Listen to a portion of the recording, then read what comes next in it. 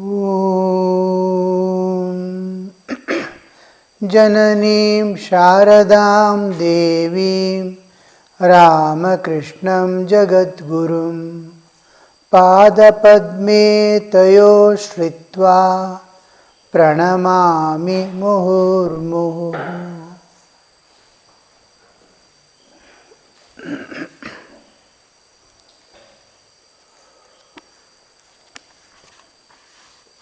We were discussing about Krishna Kishore. Sri Ramakrishna explained his faith, how powerful was his faith, began with it, and what we have to understand here, main thing is, we have to acquire that faith by which God comes to us. The faith makes God reach us and reveal Himself to us. Sri Ramakrishna is going to Krishna Kishore to hear about scriptures because of his tremendous faith. So here we see him, whenever Haladari used to come, he would turn away his face because he called a holy man as a object of clay, a body of clay, mud, soil. How he revolts to it, you see. How impudent of Haldari to make such a remark. How can he ridicule as cage of clay the body of a man who constantly thinks of God, who meditates on Rama, and has renounced all for the sake of Lord? Does he know that such a man is an embodiment? Does not he know that such a man is an embodiment of spirit? He is spirit, spiritual existence. Everyone who constantly thinks of God, every bit of his existence becomes charged with spirit. Every mind is filled with spirit. Spirit is reflecting, spirit is radiating. Because wherever there is a flow of current, any kind of current, even electricity, when electricity flows, around is the magnetic field. Like that, when a constant japa is going on, when constant repetition of name of God is going on, when there is constant repetition of the phrases of scriptures, you see a charge around him and the whole body charged with the spiritual existence.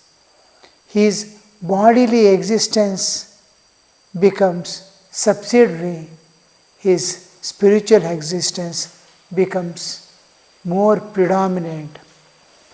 Now our bodily existence has suppressed the spirit and it is projecting out physical body.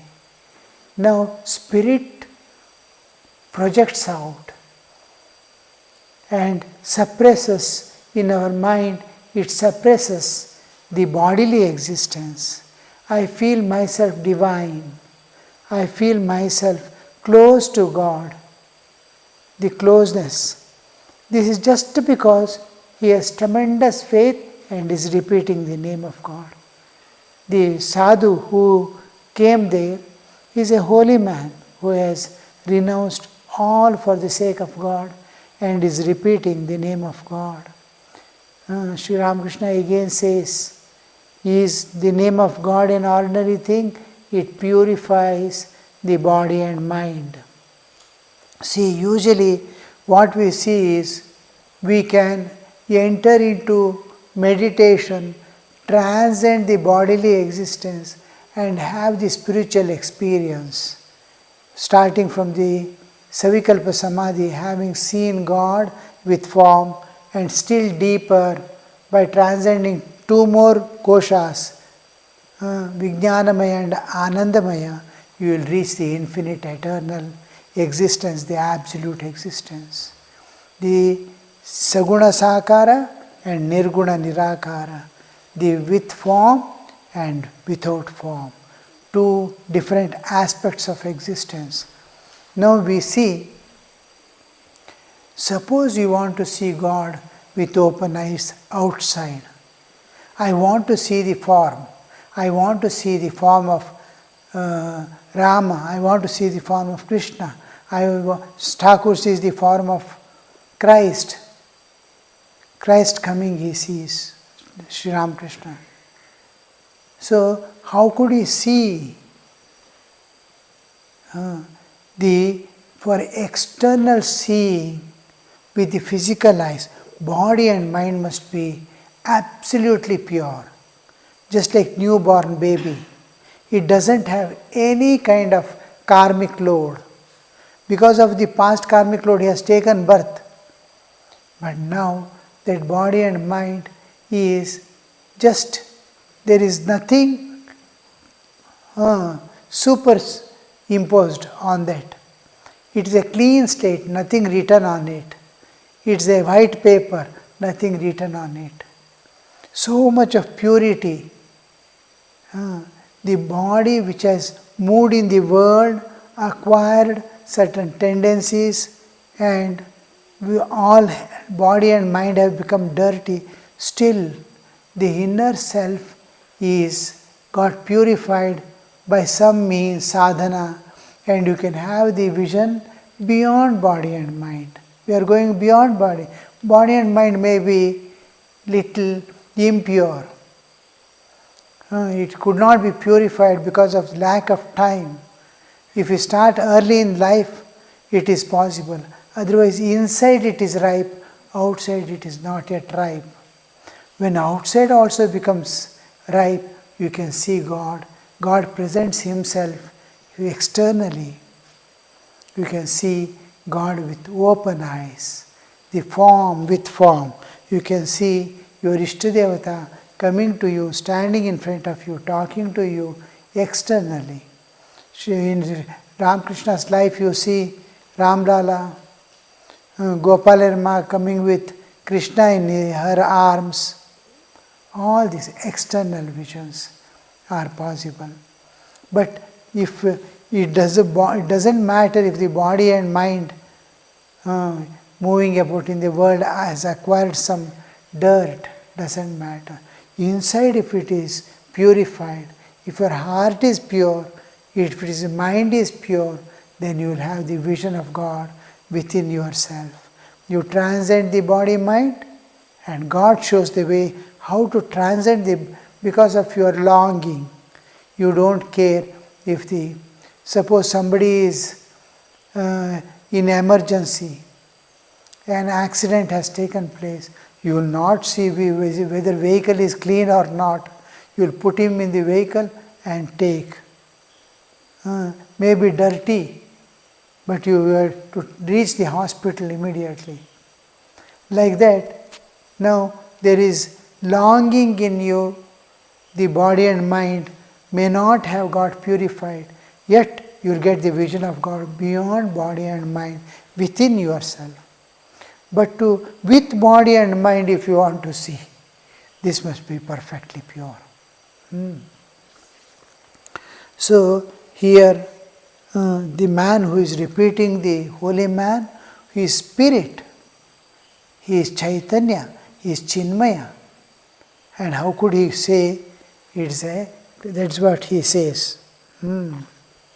Does not he know that such a man is an embodiment of spirit? He was so upset by Haldari's remark that he would turn his face away from him whenever he met him in the temple garden and stopped speaking to him. Now, another thing about Krishna Kishore. Once Krishna Kishore asked me, why have you cast off your sacred thread? Sacred thread is what the children are put, when they get Gayatri mantra, when the sacred, this is called sacred thread, the Brahminical families, Kshatriya, Brahmana and Vaishya, all the three have got sacred thread. And Gayatri is given. For Shudras, the Mahabharata, Ramayana and all these scriptures are prescribed.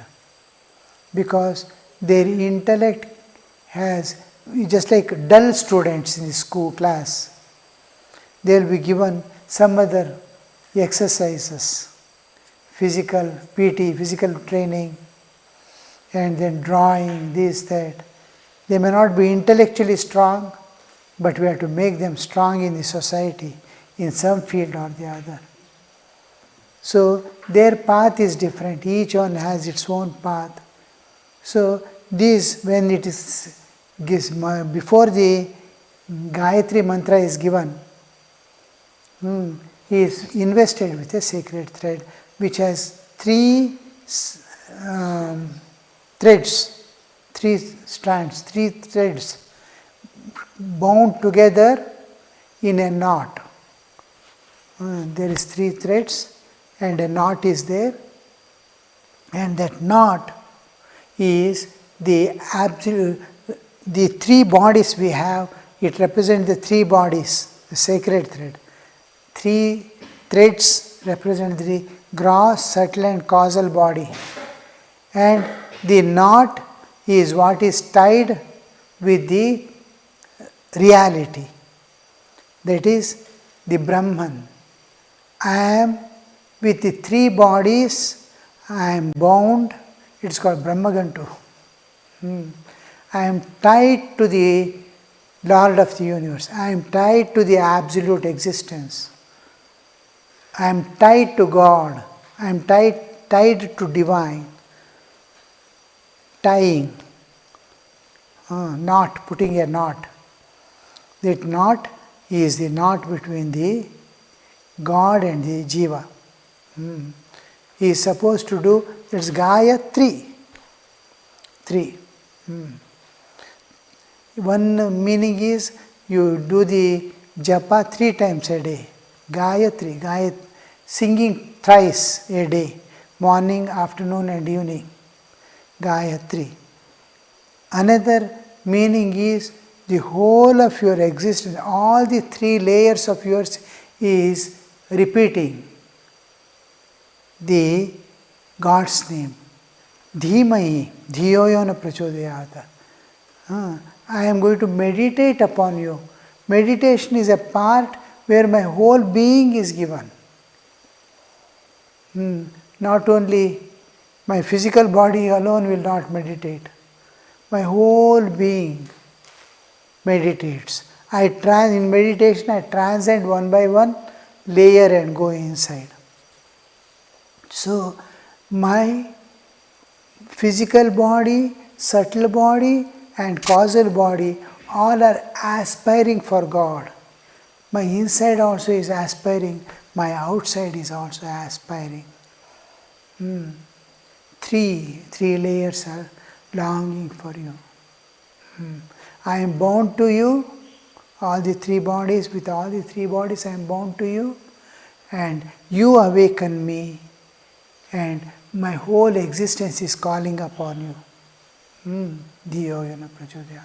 So this sacred thread, usually once it is put, till one realizes God, till he transcends the 3 body, Stula, Sukshma, Karana, when he transcends these 3 bodies, then the sacred thread purpose is over.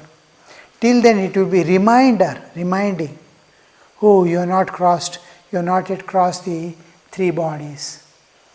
When you want to cross the 3 bodies, it will fall off.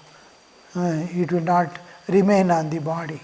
Now Sri Ramakrishna, Krishna Kishore asks, why did you remove the sacred thread?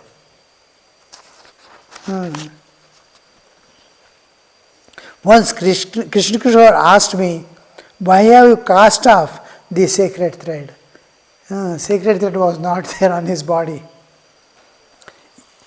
Sri Ramakrishna is explaining to us, in those days of God vision, I felt as if I were passing through the great storm of Ashwin. There was a huge cyclone in those days once. Cyclone. And the master referred to the great cyclone 1864. 1864. So when the cyclone comes, everything will be blown away. I was going once for my training center to Calcutta, Belur Math. I was passing through. I have to go to Chennai, get down there, change my train and go to Belur Math. And when I was in Chennai, when I reached Chennai, there was cyclone.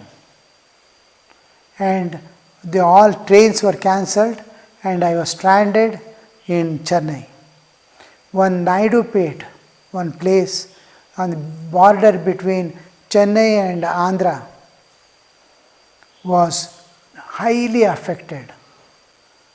And from Mutt, they immediately, when the Belur Mutt came to know there is a cyclone and affected part is there, they asked to do the relief work there. Government has not yet reached, the analysis has not been done. So from T Nagar ashram, many went, about 20 students, strong students were taken in a vehicle. I too was to go with them. What to see there? Even roads have blown away. Houses, the concrete roof has blown away. About 20 feet away, concrete roofs have fallen. No tree, no electrical pole, everything has fallen and water is filled. Hundreds of dead bodies everywhere. Some who have survived are sitting on the top of house or somewhere, or fallen tree they are sitting, shivering and weeping. Their family, everybody is dead. They don't know what to do. They have become stark mad. And we could see, we could do nothing. How the storm, cyclone comes, everything blows off. And then we had to get from the fishermen boats. They were reluctant to give. We offered them anything you want, you can ask us anytime. And they came. But those who were alive could be saved.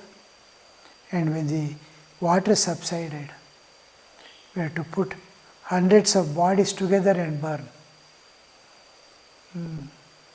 So to return, just attending to what is there, it took about 25 days. Then when everything comes, constant rain. One school we adopted for shifting the people nearby school, and neighbor to that. We had to walk through the dirt, and every now and then we will be smearing ourselves with Dettol. Rotten bodies you have to walk through. Antibiotics you eat and move about. Cover, stinking. After 3 days you cannot see. Flesh becomes rotten and you cannot lift the body.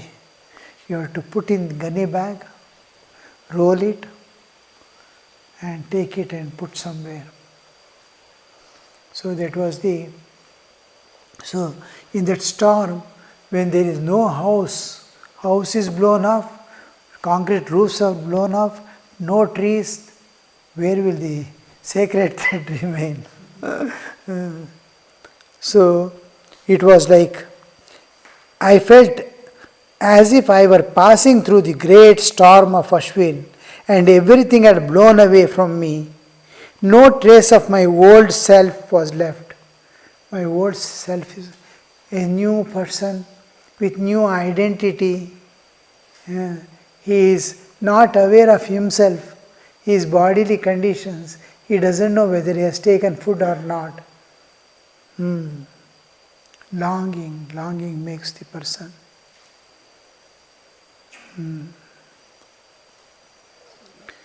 No trace of my old self was left. I lost all consciousness of the world. World is there? Not know. I said to Krishna Kishore, you will understand if you ever happen to be intoxicated with God as I was. What state he passed through. If you happen to get a state like that, you will understand why the sacred thread has fallen away. That is the only answer that a person can give. And it actually came to pass. What Sri Ramakrishna said, when you get, you will know, he too passed through a God intoxicated state. He is also has come to that state. See that why Sri Ramakrishna goes to him and why he meets is this. He is going to attain very high states, just faith in God and repeating his name.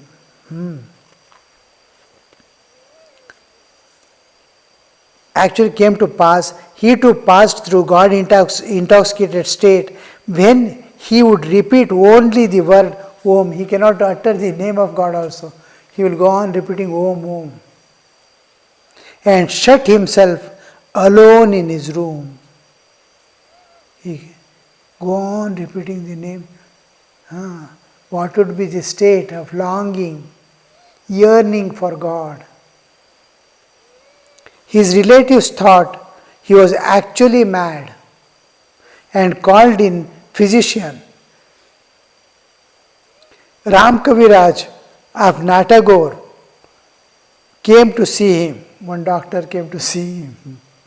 Krishna Kishore said to the physician, "Cure me, sir, of my malady, if you please, but not of my home." You can remove my problems, malady, but not of my home. Don't remove my home. All laugh.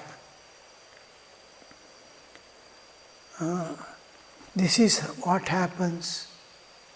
We pass through severe states where you will not understand what is happening to me, to himself, or outside. He is passing through a kind of darkness everywhere.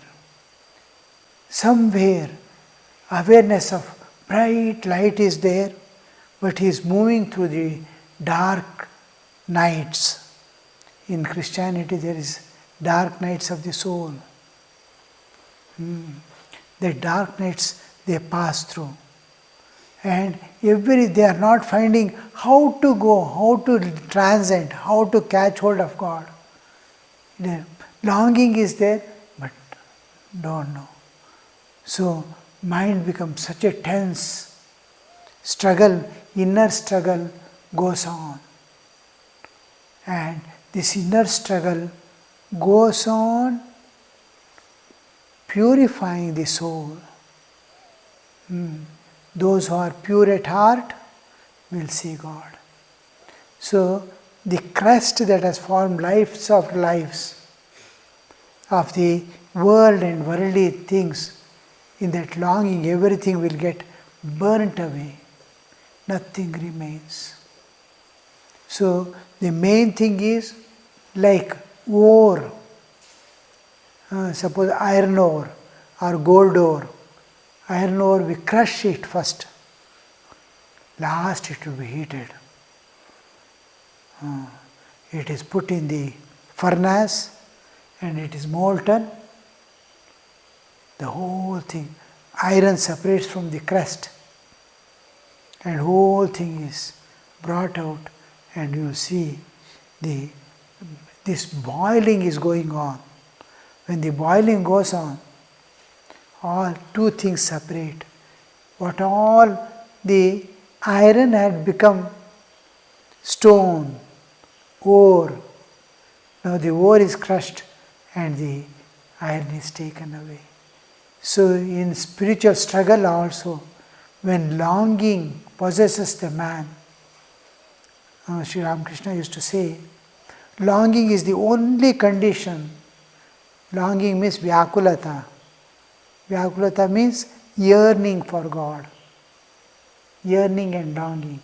That is irresistible pull towards God.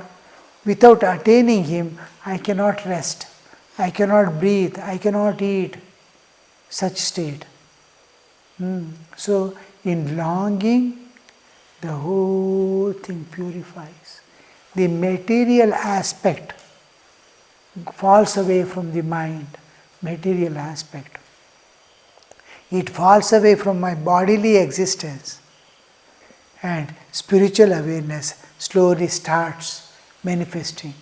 This is called spiritual unfoldment. It is unfoldment. It is just like flower. The flower is there in the plant. It emerges out as bud, the flower. Then it blooms. That blooming, spiritual unfoldment. When we came into this universe, our spiritual existence was folded.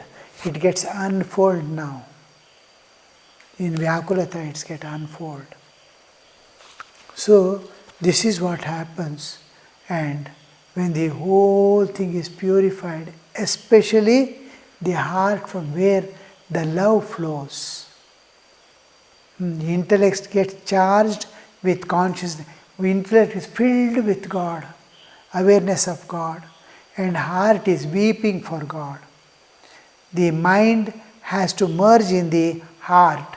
Whenever you pray, whenever you long, you merge your mind in the heart. It is prayer of the heart. Always the prayer of the heart is what is answered by God. God hears that prayer when it emerges from the heart. So, in longing, you will get the pure, only heart is weeping and asking, where are you? When will you reveal yourself to me? Kobe dekha dibi, kole tule nibi.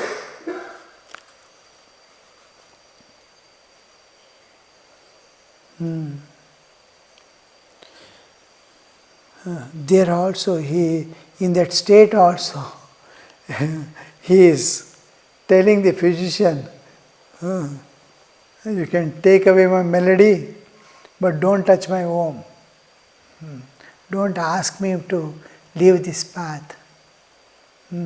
Don't stop my meditations. Don't stop. You can remove. People are thinking I am mad. But God decides who is mad. People are mad. They are mad after the world. And he is mad after God. And he is genuine. And people are thinking he is mad and they are sound. The exactly reverse.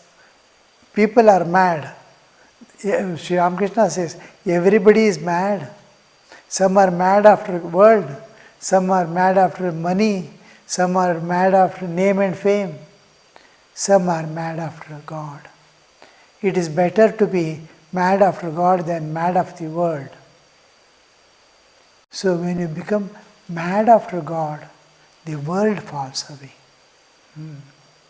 So this is what happens in the life of a sadhaka. Last he comes to a state where God is forced to reveal himself. God cannot escape. The only net that can bind God, only rope that can bind God is love, pure love. Love binds God, and you get, he is forced to reveal himself. Om Shanti Shanti Shanti. Harihi Om Tat Sat. Shri Ramakrishna Arpanamastu.